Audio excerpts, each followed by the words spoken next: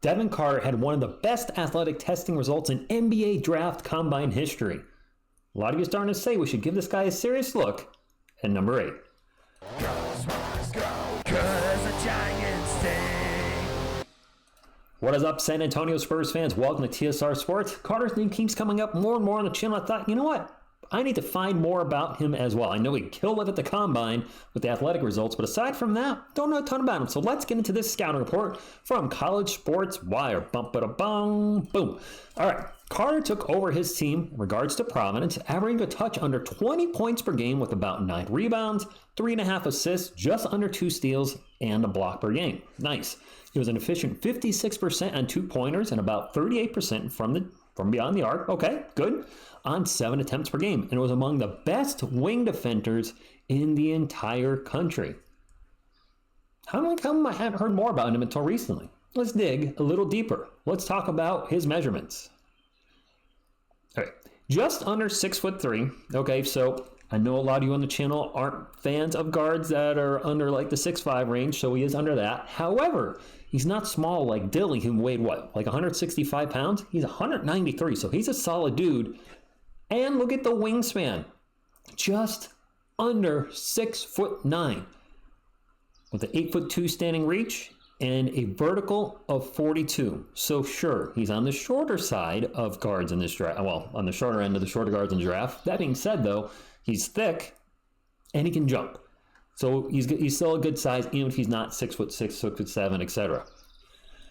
I like that. Let's get into his strengths. Elite defensive guard at point of attack. Rebounds extremely well for his position and can guard multiple guard positions, so the 1 or 2. A good line driver and finisher around the rim, also adept at using strength to finish through contact and get to the free throw line where he is productive as well. So far, so good. High-level three-point shooter, making him a three-dimensional scorer who should make an impact offensively from day one. A lot of you have commented, and I read every comment, believe me, I do. And you don't want a project, a guy that we have to work on this, work on this, work on this. Doesn't sound like so far there's a lot to work on, but we're going to get some negatives shortly here.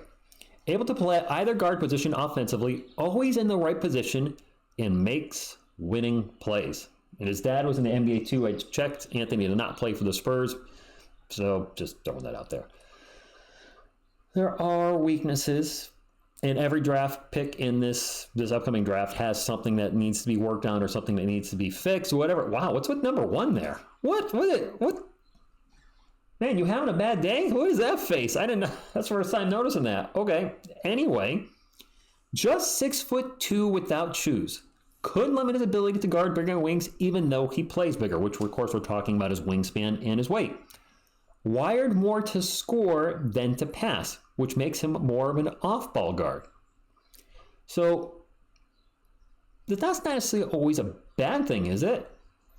Might not be a guy that gets 10, 12 assists per game, but could he be a guy that averages 18 to 20? I mean, Tony Parker I don't think he ever averaged 10 assists per game, did he? But he did his role and played it well. You don't have to average 10, 12 assists to be a great point guard, so we'll see on that one. Limited in the mid-range. Okay, so we know he can finish around the rim with his wingspan, with his ability to leap, but the mid-range game needs some work. Okay, so he does need something to work on there. Okay, not the worst thing, but there's a thing, and this is probably the big one here. Turned the ball over quite a bit last year. High usage rate was a contributing factor, but Carter plays incredibly fast and sometimes gets too sped up and makes mistakes. Kind of reminds you of Blake Wesley in a way, does it not? And if you look at his combine, you're going to understand why when I tell you this. Carter broke an NBA combine record in the three-quarter sprint as he ran a 2.87. The dude is F-A-S-T. He's fast. So no surprise that he may play a little out of control. That's something that can be worked on. I mentioned Blake Wesley. We saw year 1 that was a huge problem for Blake. And at the beginning of year 2, it was a problem here and there, and it certainly got better as the season progressed. So this, sure, maybe it's a little bit concerned, but not every prospect in this draft is perfect, going to have the perfect sheet. You're not going to see strength, and then when you go down the weaknesses, nothing. Wow, the perfect pick. If that was the case, he'd be ranked number 1 pick overall. Where is he ranked, Spurs fans? Well, let's drop down here. Draft range and team fits. Draft range, as of this article, is 9 to 20. All right. So they say that the Heat would be a perfect fit for him, by the way. I don't know. Let's talk about Devin Carter for a moment here. I feel like I say this a lot in these videos. Don't think I'd want him with the 4th overall pick, but if the Spurs took him 8th, I would be okay with it. That's right near his projection, and the combine stats just speak for themselves. He can shoot the 3. Yes, he's a little shorter than some of you would like, but look at the guards in this draft. Rob Dillingham, Reed Shepherd, he's in that same area, but he's got a great vert, he's got speed, and he's got an incredible wingspan. He's got, what, a plus 6 on his wingspan? I mentioned yesterday's video that most people on average, your wingspan's plus 3 inches, plus 4 inches over your total height. What I mean by that is somebody 6 foot tall, that's 72 inches, we're probably going to have a wingspan around 75. Well, he's got a plus 6, so that's going to be a good thing for defending. I haven't seen him play. I'll be transparent. This name is just popping up now on the radar. Well, it popped up on the radar a little bit with the combine. I was like, man, Devin Carter absolutely, wow. This is incredible athletically with the combine, but I hadn't seen him projected as a top 10 pick, so I didn't really give it much thought. It's like the Spurs are picking at 4 and 8. Whatever. I mean, they're probably not on the Spurs' radar, but now he seems to be creeping up on draft boards.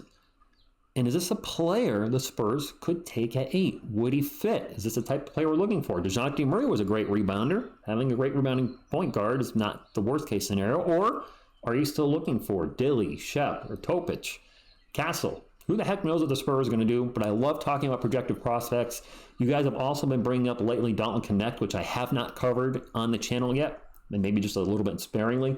And I haven't researched him, his strengths or weaknesses, so that's probably a video we'll do for the channel tomorrow, because I'm curious. Players that you guys are interested in, I want to give a look. And players that we could possibly draft and become Spurs. Great Spurs, really big part of his team. Of course, it's all about what's going to fit with Wemby in the end.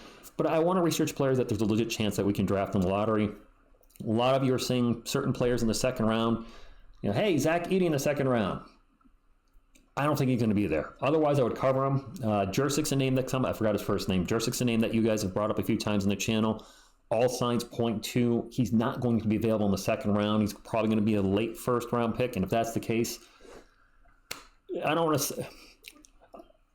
say it's not worth it to cover him, because I'm interested in what he can do, but it doesn't make sense to do a video that says Spurs draft so-and-so player if it's likely that they're not going to be available at that spot. You might say, well, TSR, you've covered Versace and Sar. I'm like, yeah, those are more pipe dream scenarios. We're not that far off where Versace could fall to 4 or could maybe move up a little bit, but somebody like Edey's expected to be mid-first round last I checked. We're not taking him at 4 or 8 more than likely. I'd be very shocked, and dare I say, there's no chance he falls in the second round. So that's all I got. Let me know in the comments down below if the Spurs drafted Carter at 8. Would you be like all on board? If they draft him at 4, would you be like, oh, you reached a little too bit? Or is this a player you just don't want at all in the Spurs? Let me know. Hit the thumbs up, like toward the channel, and subscribe to become part of our awesome San Antonio Spurs community. I thank you for watching, and as always, go Spurs, go.